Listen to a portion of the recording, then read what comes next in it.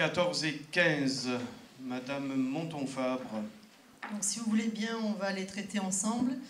On les votera séparément. Oui. Mais, donc l'explication est la même, puisque l'objet, c'est effectivement dans le cadre de l'agenda 21, notre travail avec l'économie de flux, d'équiper les ateliers municipaux avec une chaufferie à l'huile alimentaire recyclée et filtrée.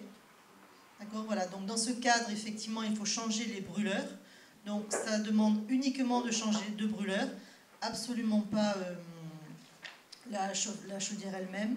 Voilà, donc ça permet premièrement de réduire les coûts en combustible parce que l'huile est moins chère que le fioul. Deuxièmement, effectivement, une pollution moins importante. Ensuite, on va essayer de fonctionner, on va fonctionner en circuit court. Et en plus, ça nous permet de consommer des énergies renouvelables.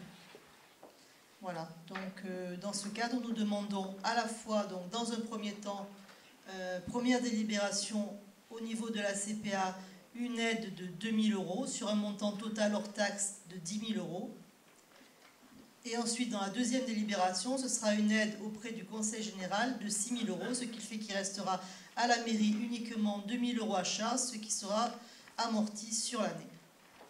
Et pour ce prix-là, ça ne sentira pas la friture?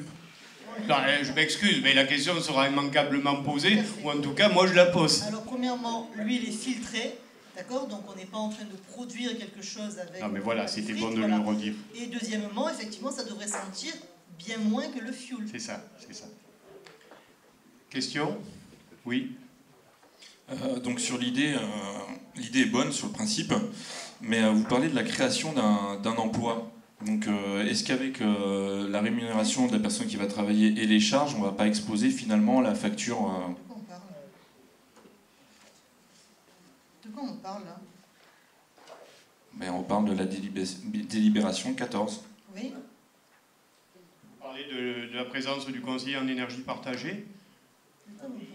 Oui, mais on... c'est pas le grand manifeste. Création d'emplois locales pour la collecte de filtration des huiles. Donc s'il y a une création d'emploi, il va y avoir des charges, des rémunérations. Non, pas du tout. Parce qu'en fait, l'huile, en fait, elle est livrée par... c'est pas nous qui collectons. D'accord? Mais comme obligatoirement on va utiliser... Nous, on avait décidé dans le cadre d'un agenda 21 que ça se fasse en circuit court. Comme vous pouvez le voir, effectivement, l'organisme qui va nous livrer, comme c'est un circuit court, va obligatoirement embaucher des gens de la région.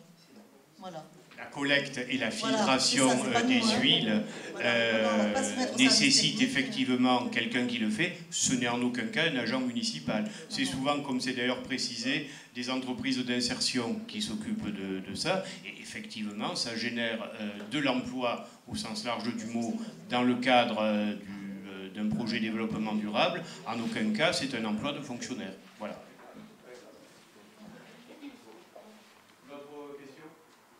Alors, pour la 14, qui est pour, qui est contre, qui s'abstient, adopté. Pour la 15, donc pour la deuxième subvention, qui est pour, qui est contre, qui s'abstient, adopté. Merci.